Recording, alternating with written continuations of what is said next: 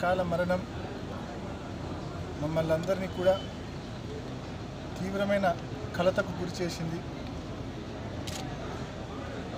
ఆయన మరణం పట్ల మాకు పూర్తి స్థాయిలో అనుమానాలు కలుగుతూ ఉన్నాయి. దానికి గల కారణాలు కూడా మొదట బ్లడ్ వామిటింగ్స్ అయ్యాయేమో అనుకున్నాం.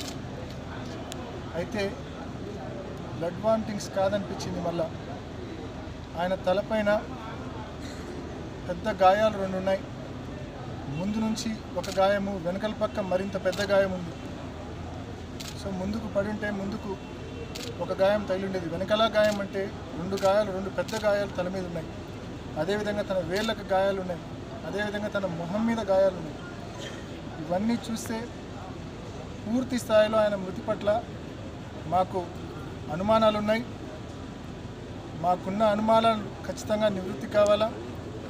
ప్రభుత్వం అత్యంత సీరియస్గా తీసుకొని దీని మీద ఎంక్వైరీ చేయాలా.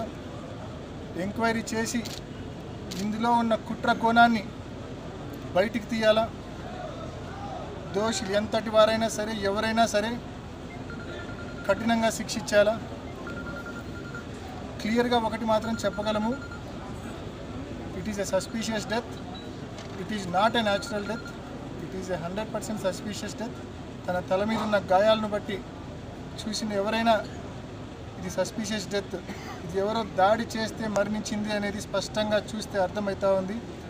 కాబట్టి దీనికి గల కారణాలను ప్రభుత్వం వెంటనే ఒక ఎంక్వైరీ చేసి, నిష్పాక్షికంగా ఎంక్వైరీ చేసి వెంటనే దోషులను ఖచ్చితంగా కనుగొని చర్యలు తీసుకోవాలని చెప్పి రాష్ట్ర ప్రభుత్వాన్ని గట్టిగా మేము డిమాండ్ చేస్తూ ఉన్నాం. పోలీసు శాఖను మేము గట్టిగా డిమాండ్ చేస్తూ ఉన్నాం. ఎందుకంటే ఆరోగ్యంగా ఉన్న ఒక మనిషి దాదాపు రాత్రి 11:30 గంటలకు ఇంటికి వచ్చారు.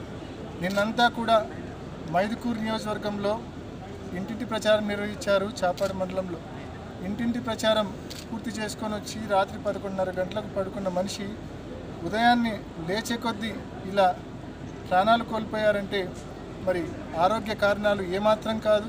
ఖచ్చితంగా ఇది ఏదో కుట్ర కోణంలో జరిగిందే, ఏదో దాడి వలన ఆయన మరణించాడనేది స్పష్టంగా ఆయనకు తగిలిన గాయాలను బట్టి చూస్తే స్పష్టంగా అర్థమవుతూ ఉంది. దీన్ని బట్టి ఖచ్చితంగా ప్రభుత్వం ఈ కుట్ర కోణాన్ని వెలికి తీయాలా, దోషులను కఠినంగా శిక్షించాలని చెప్పి గట్టిగా డిమాండ్ చేస్తూ ఉన్నాం.